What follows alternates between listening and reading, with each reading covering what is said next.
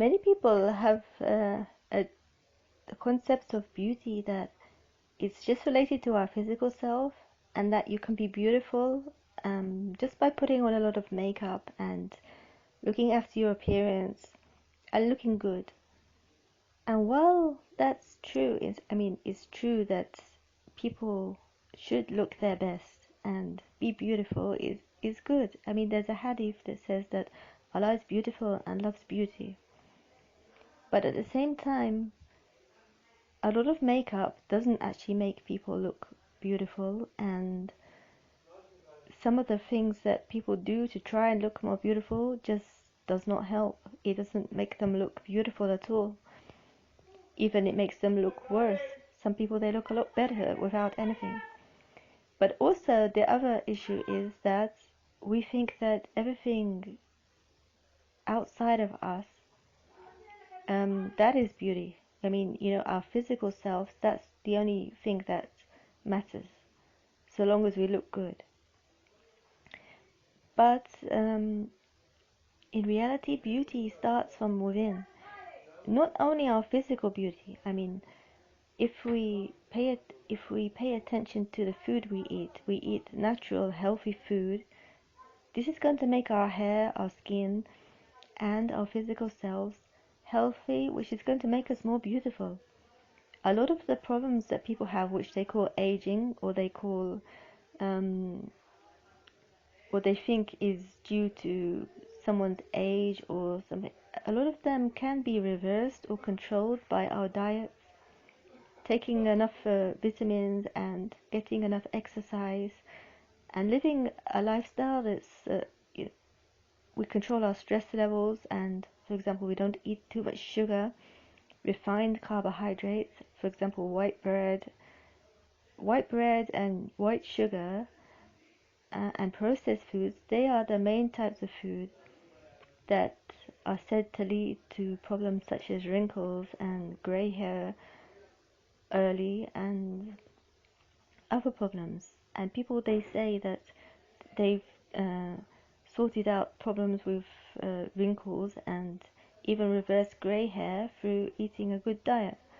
So this is important to know, that beauty begins from within in all aspects, even our physical bodies and selves. But not just that, people may judge us from the beginning on our physical appearance. They may like the way that we look, but if they don't like the way that we behave, the way that we are with them, our personality, relationships will not last. Whether it's a friendship, whether it's a marriage, or whether it's just some acquaintances or other relationships. How to make it last is to have inner beauty, a beautiful personality, beautiful attributes. This is how people will judge us in the long term, and this kind of beauty develops more. We can develop it more with time. Of course, we can also look after our physical beauty and so forth, but our inner beauty also affects our outer beauty as well. For example, if you see someone who maybe they look okay, you find out that they're just not a nice person. They're making fights with people and they're causing problems all the time. Would you really pay that much attention to their physical appearance? Maybe you might even think that they're not as beautiful as you first thought.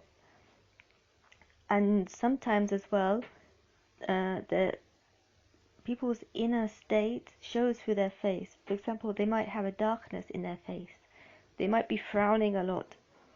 So even if their face was naturally nice and beautiful normally, the inner badness, or whatever you want to call it, might affect their physical appearance. So they're gonna be frowning. Maybe they'll be frowning more and not smiling, and their face sometimes appears mean and grouchy. And they might have a darkness in their face. It's different for somebody else who may appear that they have mercy in their face. Some people, when you look at them, you can see that this person is merciful, this person is kind, this person you can trust them. But the important quality I wanted to mention in terms of inner beauty is the quality of, in Arabic we call riqqa. And this is from a hadith, you know, riqqa is like gentleness. Gentleness is known as inner beauty. I mean, Christians, they also, when they talk about inner beauty, they talk about gentleness.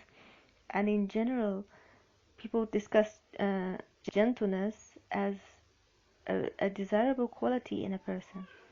When someone is gentle, it actually beautifies them, and this is what the hadith tells us. Because there was one incident when Sayyidina Aisha radiallahu anha, she reacted to one of the Jewish people when he told Prophet Muhammad sallallahu alaihi wasallam that Sum alaykum. It means like, may death be upon you. Because normally as Muslims we greet each other as Assalamu alaikum. So one Jewish man answered to Prophet Muhammad sallallahu alaihi wasallam, Sum alaykum, which actually means death be upon you. And Aisha radiallahu anha got very angry, and she replied to this man in a very harsh way. Prophet Muhammad sallallahu alaihi wasallam told her, alayka bi riqqa, and you know, you should be gentle. And he explained that, you know, nothing enters upon a thing with gentleness except that it beautifies it. So this means that if we are gentle in all of our affairs with all people, we are actually developing our inner beauty, and this is something that is beautiful. I mean, when you see people moving with gentleness and grace and being gentle with people, it's really beautiful. And it's not beautiful at all when we see people shouting at each other and calling each other animals and abusing people and taking their rights and just going over the top. So with all these inner qualities, whether it's gentleness, whether it's patience, whether it's gratitude, whether it's other qualities, all of them, we can develop them with practice and time. For example, if someone is not naturally patient, or they're not naturally gentle, they have harshness about them, they can train themselves to be gentle. It just may take some time, and maybe they might need some help from someone, you know, to advise them or to remind them that now you're being aggressive, now you're being harsh. Try and be more gentle. And we can practice gentleness in our daily lives by, for example, not slamming the doors behind us, by picking up our belongings with gentleness, you know, with ease, you know, not harshly and quickly and just grabbing something. Taking it with gentleness and giving people things with gentleness as well, not just slapping it in their hand or throwing it in their face. We can practice gentleness when we speak with people as well, greeting them in a soft and gentle manner, like, how are you, how was your day? We take into account their feelings, we take into account how they might be feeling, how our voice, how our actions may affect this person. So we are gentle so that we don't offend them. We are gentle so that we don't intrude upon them and maybe cause them some sort of fear or harm or something.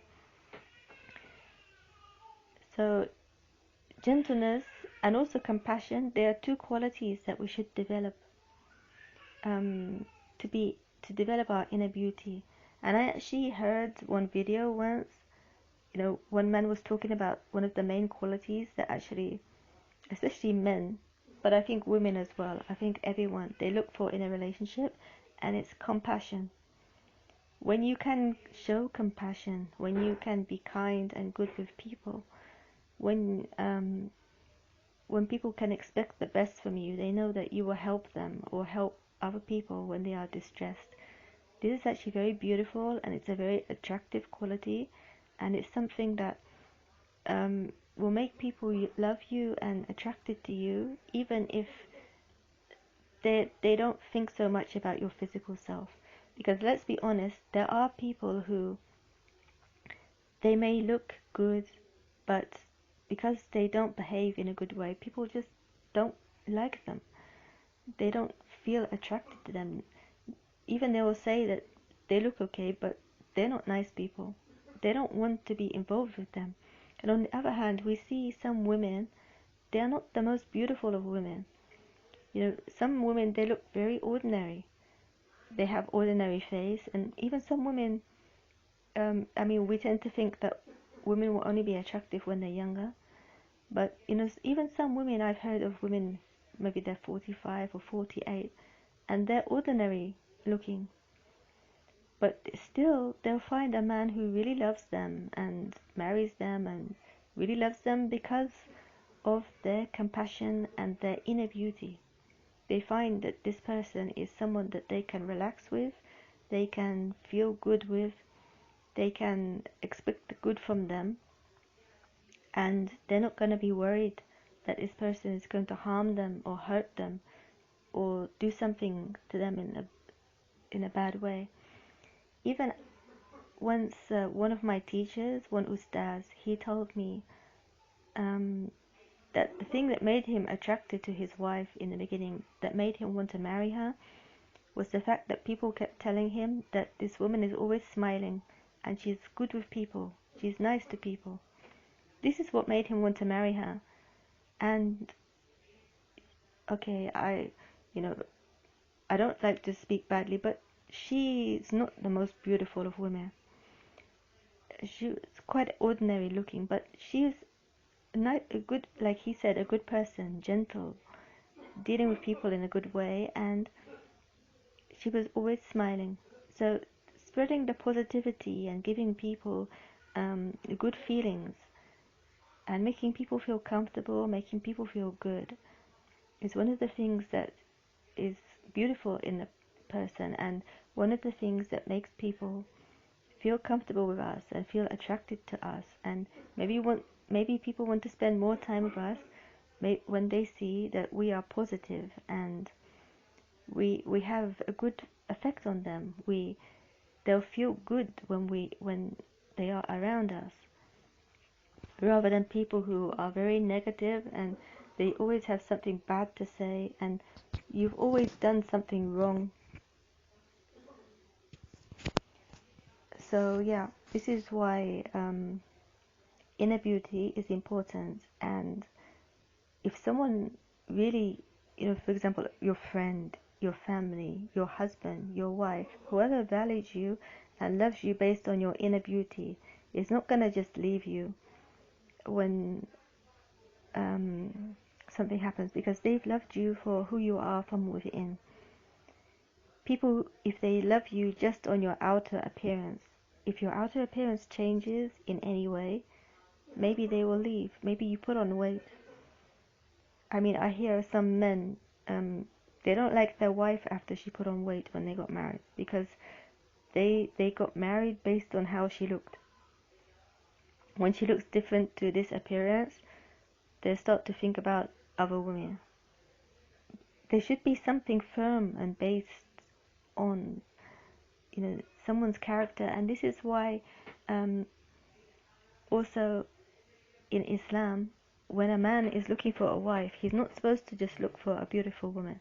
I mean, the criteria for men to look for is actually, the first thing is the religion and the character and her intelligence, her aql. These are the main qualities that a man is supposed to look for. And then other qualities, you know, her character and how she deals with people and so forth. And right down on the end of the list is beauty, and if she has, if she's from money, family, or something like this. And of course, we should, you know, even as Muslims, we should take care of our outer appearance. It's not actually nice for anyone, whether it's whether they are a teacher, whether they are someone's wife or someone's husband or anyone. Because husband and wife, they're supposed to take care of themselves. Because marriage is supposed to help us to lower our gazes as well from other people. So if we don't look good, if we're just going around the house in old dirty clothes and our hair is everywhere and spots all over our face and grease coming down what will happen is that maybe our spouse will just see people who don't look like that outside the house. They look good, they look nice, they will look at them. They don't want to look at us because we don't take care. As Muslims, we should take care of ourselves, whether it's for our spouses or our families or our friends. From the Sunnah is to take care of yourself, which means that, if you're overweight or something, lose some weight. If you are, if you, maybe you need to go to the doctor sometimes. Maybe you have a health problem that's making your appearance not so good. Try and deal with this problem. I mean, some people, they have problems even with bad breath or something, and it's from a medical issue in their stomach. I mean, I have heard that eating yogurt can help this problem. But people, they complain to the sheikh, they complain to teachers, they complain to people that, they're embarrassed in front of their husband or something, but their husband's breath is like really, really bad. And they don't really know how to tell them, but it's like putting them off. So we have to take care of these things to try, and whatever age we are, whatever state we are in this life, and whatever beauty we are born with, we can do the best, we can look after it in the best way, and we don't always need to pay a lot of money. We don't have to wear a lot of makeup or be fake. We can just take care of ourselves in our health and our well-being.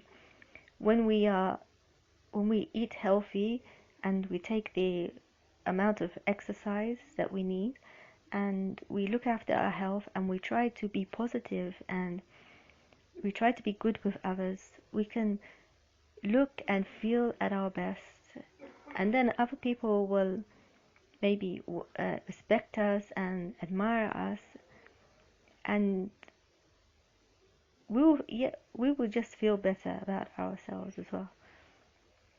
So yeah, and also, we don't need to compare ourselves with other people who've had plastic surgeries and stuff, because the real beauty is how Allah created us. And we say in English that beauty is in the eye of the beholder. It means that the beauty, how people see you as beautiful, depends on them sometimes. What is beautiful to one person is not beautiful to another person. So always you'll be beautiful to one type of person. Someone will see your beauty. Maybe somebody else will not see that. Maybe if I see someone as beautiful, somebody else may not think that. They will not see that. We have different criteria, but your appearance, of course, is going to be beautiful to someone. And your personality, of course, is going to make that more apparent and be more beautiful to someone. So this is why we should not think of ourselves as not beautiful, because Allah created you this way, and you are beautiful, and someone somewhere is going to see that. Some people will see that, and especially we can develop our inner beauty as well, and this will highlight us as a beautiful person inside and outside. And I hope this was helpful. Assalamu alaikum wa rahmatullahi wa barakatuh.